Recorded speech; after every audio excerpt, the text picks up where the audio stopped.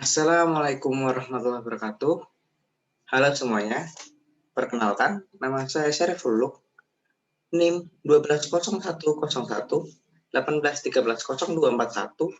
dari Prodi Manajemen Fakultas Ekonomika dan Bisnis Universitas Diponegoro. Di sini saya akan menjelaskan mengenai bagaimana protokol isolasi mandiri yang baik menurut aturan dari pemerintah. Oke.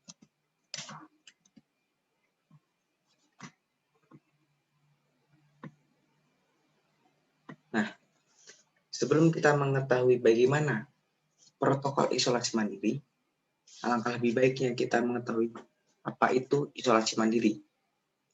Jadi, isolasi mandiri adalah suatu tindakan yang dilakukan untuk melakukan pengurangan penularan kasus positif COVID-19 yang dilakukan secara mandiri oleh para pasiennya di tempat masing-masing. Terus, kenapa sih kita harus melakukan isolasi mandiri? Nah, alasan pertama kita harus melakukan isolasi mandiri adalah untuk membuat lingkungan keluarga dan lingkungan sekitar kita menjadi aman dan nyaman. Dengan kita melakukan isolasi mandiri, kita akan mencegah keluarga kita, lingkungan sekitar kita itu tertular dari kasus positif COVID-19 yang sekarang ini sangatlah mudah dalam penyebarannya.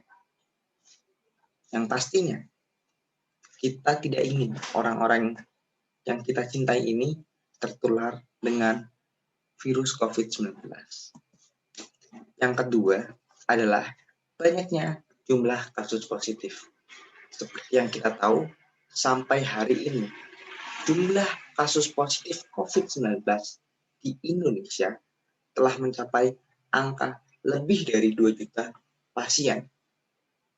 Hal ini membuat para tenaga kesehatan kita kewalahan untuk menangani banyaknya pasien yang terpapar COVID-19.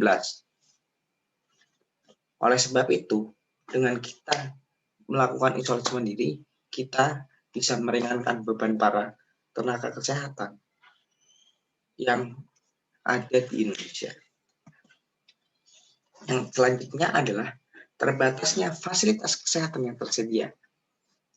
Dengan tingginya kasus COVID-19 dan terbatasnya fasilitas kesehatan membuat fasilitas kesehatan ini tidak mampu menampung banyaknya pasien, sehingga membuat mereka kewalahan dan banyaknya pasien yang mengantri untuk melakukan pengobatan di rumah sakit.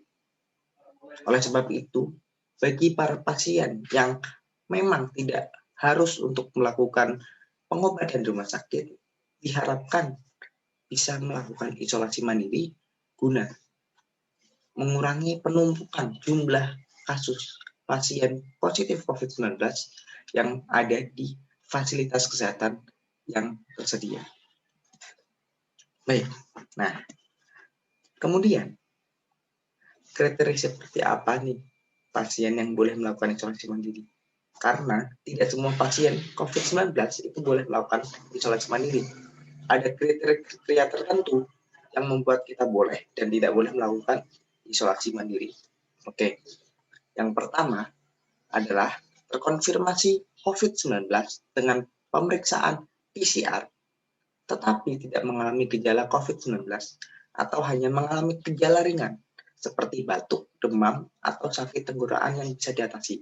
Jadi buat para pasien atau teman-teman nih yang merasa bahwa teman-teman ini telah melakukan PCR dan teman-teman ini ternyata positif COVID, akan tetapi teman-teman tidak mengalami gejala-gejala atau mungkin gejala ringan, teman-teman ini nggak wajib untuk melakukan pengobatan di rumah sakit.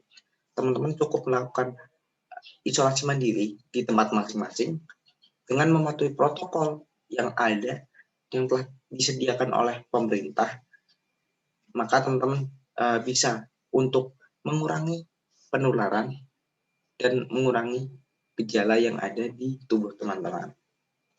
Kemudian yang selanjutnya adalah mendapatkan hasil positif pada rapid test antigen dan tidak melakukan konfirmasi dengan PCR.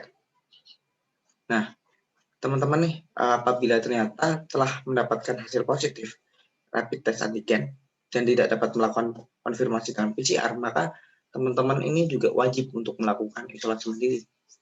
Teman-teman nggak perlu untuk datang ke rumah sakit, teman-teman cukup isolasi mandiri saja di rumah masing-masing dengan mematuhi protokol yang sudah ada.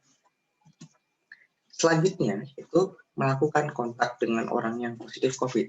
Jadi apabila teman-teman nih ternyata kemarin atau 2 hari yang lalu ternyata teman-teman melakukan kontak dengan pasien COVID dan teman-teman nggak mendapatkan gejala ataupun mendapatkan hasil rapid atau swab tes yang positif, maka teman-teman juga wajib melakukan isolasi mandiri.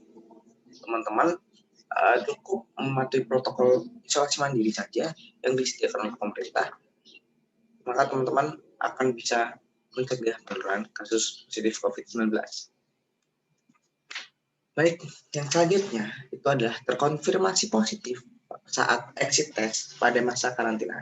Jadi setelah teman-teman melakukan karantina selama kurang lebih 14 hari dan kemudian teman-teman melakukan swab test ataupun PCR, teman-teman ternyata hasilnya positif, teman-teman tak perlu khawatir.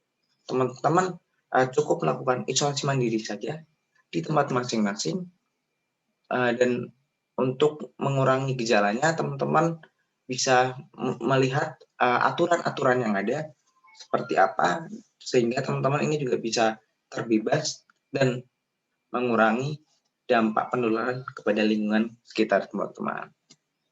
Oke, kemudian syarat yang selanjutnya untuk pasien isolasi mandiri adalah berusia di bawah 45 tahun. Nah, jadi buat Bapak Ibu nih yang umurnya di atas 45 tahun, diharapkan apabila Bapak Ibu ini ternyata memiliki gejala dan juga Bapak Ibu ini ternyata terkonfirmasi positif, maka Bapak Ibu ini diharapkan untuk pengobatan di rumah sakit, tidak dianjurkan untuk melakukan isolasi mandiri, karena ditakutkan imun Bapak Ibu yang di atas 45 tahun ini lebih rendah atau kurang kuat gitu dibandingkan dengan imun-imun anak-anak yang masih muda di bawah 45 tahun. Kemudian yang selanjutnya adalah tidak memiliki penyakit penyerta atau penyakit komorbid seperti penyakit jantung, diabetes, hipertensi, atau penyakit paru yang kronis. Jadi apabila kita tidak memiliki penyakit-penyakit ini, kita tidak perlu atau tidak wajib untuk melakukan pengobatan di rumah sakit.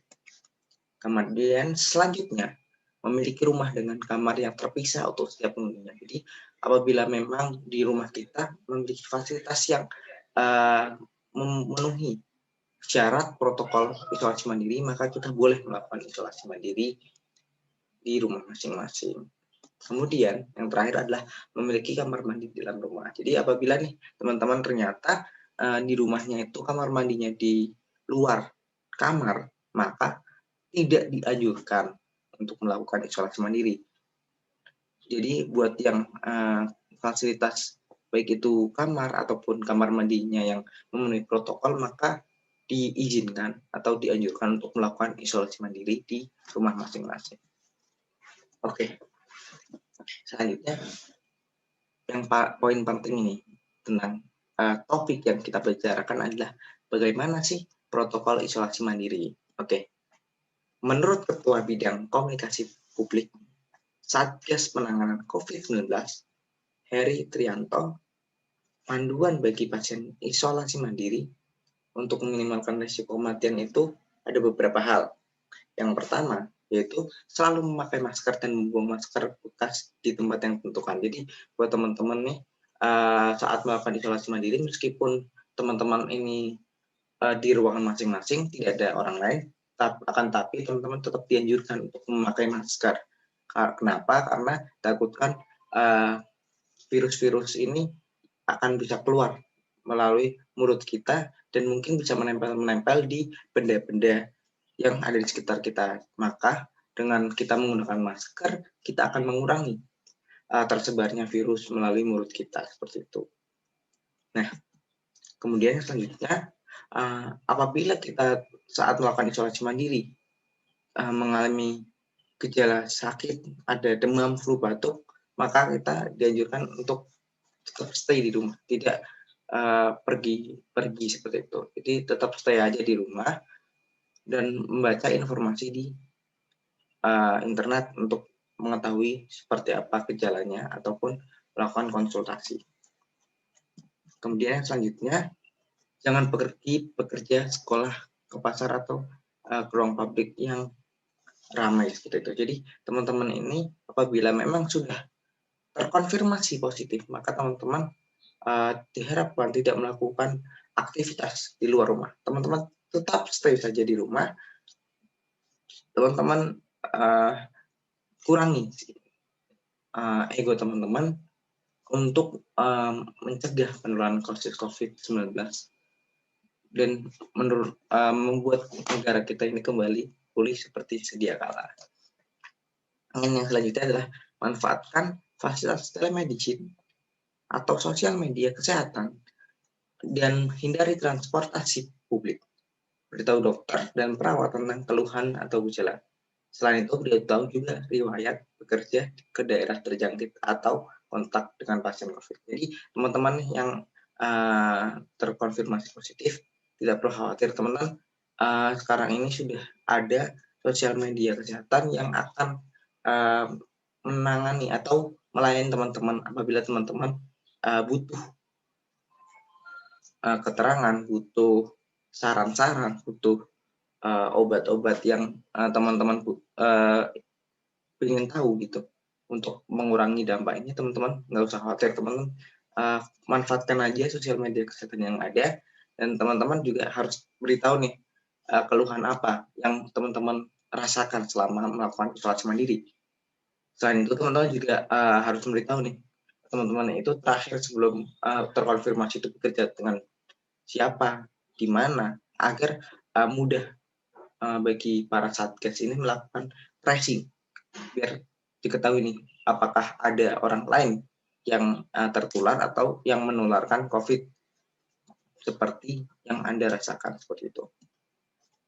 Kemudian selanjutnya adalah selama di rumah ini teman-teman tuh nggak usah khawatir, teman-teman tetap bisa bekerja dengan syarat menggunakan kamar yang terpisah dengan anggota keluarga dan jarak 1 meter dari anggota yang lainnya. Jadi aktivitas tetap bisa dilakukan, akan tapi cuma lingkupnya di kamar masing-masing saja. Nah, yang selanjutnya adalah tentukan pengecekan suhu harian. Jadi teman-teman tetap harus melakukan pengecekan suhu secara rutin, dan teman-teman juga harus mengamati batuk dan sesak nafas. Apabila memang teman-teman mengalami hal tersebut, teman-teman bisa berkonsultasi dengan dokter. Dan yang selanjutnya yaitu teman-teman juga harus menghindari pemakaian peralatan makan mandiri dan peralatan mandi dan tempat tidur. Jadi peralatan-peralatan yang teman-teman gunakan ini diusahakan terpisah dari anggota keluarga yang lainnya. Yang terakhir yaitu selain teman-teman menerapkan memakai masker, teman-teman menjaga jarak, teman-teman juga harus mengetahui bahwa virus ini akan menyerang imun tubuh teman-teman. Jadi teman-teman selama melakukan isolasi mandiri ini harus tetap melakukan perilaku hidup sehat dan bersih, dan juga melakukan konsumsi makanan bergizi, mencuci tangan dengan sabun dan air mengalir, serta lakukan etika batuk bersin. Jadi apabila batuk dan bersin, usahakan untuk ditutup, jangan dibuka, karena itu akan membuat virus itu tersebar. Kemudian juga harus menjaga kebersihan rumah dengan menyemprotkan disinfektan dan selalu berusaha untuk melakukan berjemur pagi kurang lebih 15-30 menit untuk menjaga kesehatan tubuh teman-teman semua. Dan yang terakhir, hubungi segera fasilitas pelayanan kesehatan jika sakit berlanjut seperti sesak, demam, dan supaya teman-teman ini bisa mendapatkan perawatan yang lebih lanjut seperti itu.